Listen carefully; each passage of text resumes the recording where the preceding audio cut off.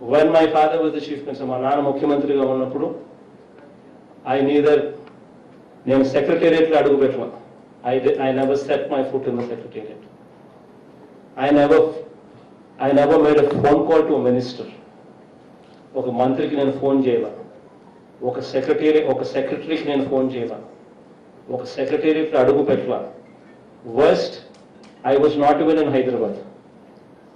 నేను హైదరాబాద్లోనే లేను నాన్న ముఖ్యమంత్రిగా ఉన్నప్పుడు. I was in Bangalore.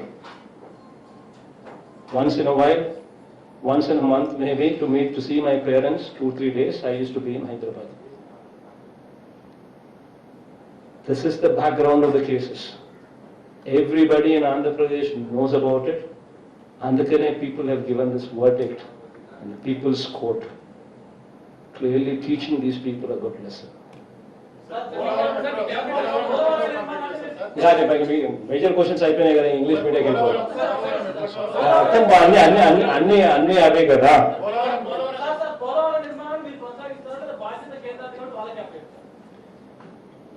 Polavaram project కొనసాగించాల్సిన అవసరం ఆంధ్ర రాష్ట్రానికి లేదు. కానీ ఆంధ్ర రాష్ట్రానికి ఉన్న ఒకే ఒక్క అవసరం ఏమిటి అంటే యుద్ధ ప్రాతిపదికన ఆ పోలవరం ప్రాజెక్టు పూర్తి చేయాల్సిన అవసరం ఆంధ్ర రాష్ట్రానికి ఉంది. That is the most important thing.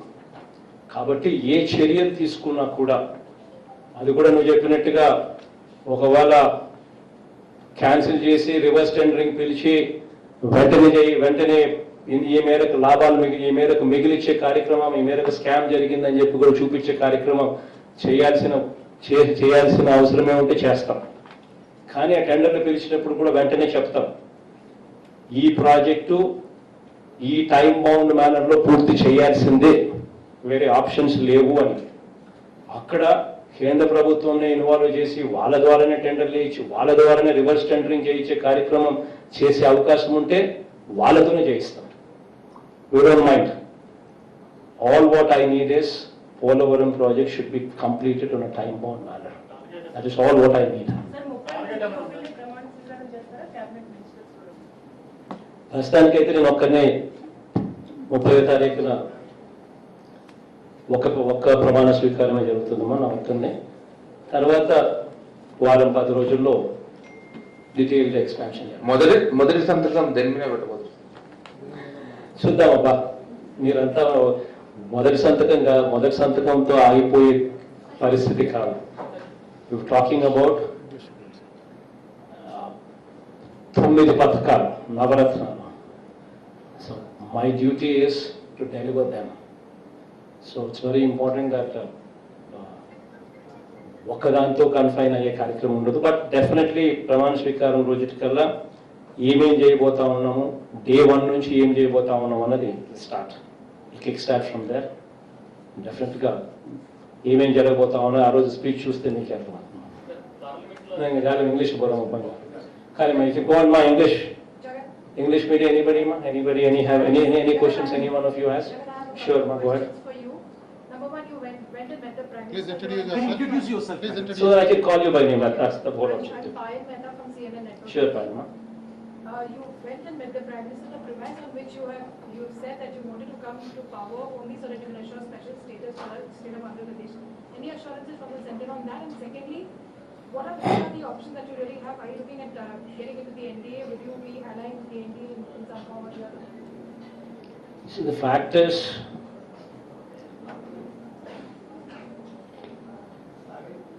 had these numbers been 250, what I prayed for literally, it would have been a wonderful moment for the states. A word what was given on the floor of the House was not delivered. That is the plight of democracy that we see today. But yes, unfortunately, since those numbers are not 250 that we were hoping for, and since these numbers are 340 and odd, what have actually been a reality, there is very little that we can do in demanding or in commanding. But yes, we did meet the Prime Minister. We did explain to him as to how this special category status is so much required for us. We did mention to him that it is so very important because it's the lifeline for us. We did explain to him the background of it. Other than that, we also explained to him the state's plight. Today the state debt burden is so phenomenally high. In fact, 67 years of independence, when the state was bifurcated, the debt burden what was transferred to us during bifurcation was 97,000 crores. In these 5 years, our debt has actually swelled to 2,58,000 crore rupees. Our interest repayments alone is 20,000 crores per annum. And our principal and interest put together are repayments of 40,000 crores per annum. So this is the kind of situation that we are in. And we did explain to him that, this being the situation, it's very important that, we need a lifeline from you. You need not need us. I mean, he doesn't need us. But I've told him that, this is the time to be magnanimous. This is the time now that you are in position of strength. Someone being in position of strength, being in position of strength, and not having the need to do it, but yet doing it for the people of a particular state because the word was given as a precondition for bifurcation. And that kind of magnanimity, this is the time to actually exhibit. Of course, we tried, he at least, I'm happy that he listened to it. I mean, he listened to the whole thing. He was positive about it. He was positive about the state. He was positive about everything. And that's a good sign. But from here, we're just hoping that, things would come out positively in our direction. So we're just hoping that things would emerge in our direction in a positive way. But one thing I can assuredly say, so this is the first meeting with the Prime Minister today, and God's grace, God willing, I'll probably be meeting the Prime Minister maybe another 30 times, or 40 times, or 50 times, whatever God permits me to do over these 5 years. Every time I go meet him, I will definitely